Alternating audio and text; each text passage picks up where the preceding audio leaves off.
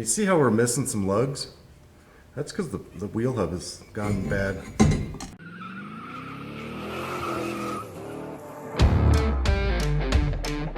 Don't know for sure what size these are. Think they're a 1/2 inch or a 13. 12 point for sure. But there's so much road grime and gunk and rust and stuff on here that it's preventing us from really getting the socket on. Use a little hammer, put it on there. Probably gonna have to replace these. So if you're in the situation and you bought a hub like we did and it didn't come with new bolts, go get new bolts before you take this thing apart, or you're gonna end up in your driveway stuck. What's doing?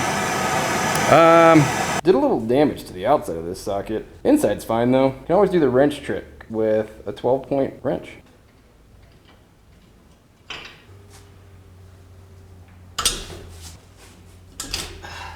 Hub bolts are loose, not all the way out. We're gonna take the castle nut off here.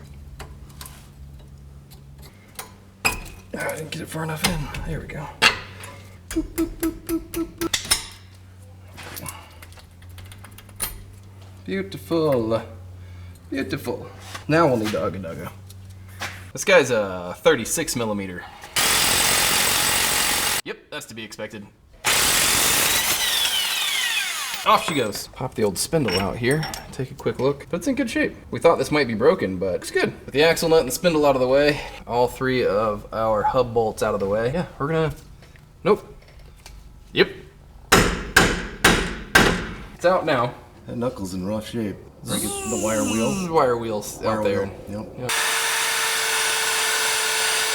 Took it out and pressure washed it to get it cleaned a little bit. Now we're gonna do just a bit of a rattle can restoration. Set the new hub on a workbench so that we can work on it. If we have to tighten it while it's on the Jeep, we will. Oh yeah, these are gonna cross through real nice. They're just a little bit boogered up on the tip. How boogered that one is. Woo! Luckily, I already had my handy tap and die set out here. Now comes the fun part. Nice and slow. Cut just enough of this to be able to start threading it in. 1,600 hours later, and these guys thread in and out nice and easy. Yeah. Cool. 2 more things to do. Just got to throw the spindle back in. And axle nut on the outside. 1 more cotter pin. Thank the Lord. Kyle's over there wire wheeling the spindle and the nut, just kind of clean them up some. I'm gonna throw some red grease in here. Grease the spindle up just a tad. We'll slide it in, throw the axle nut on, and she'll be done. Just a little bit of grease in here. No need to get wild. Got it all cleaned up down here, particularly around the base where the wheel bearing is gonna ride on the spindle a little bit. And we'll give that a little bit of grease and then just grease up the shaft. Don't need much, just a little bit. There it is. Slap on the old washer, zip on the nut, take this guy and just zzz, zzz.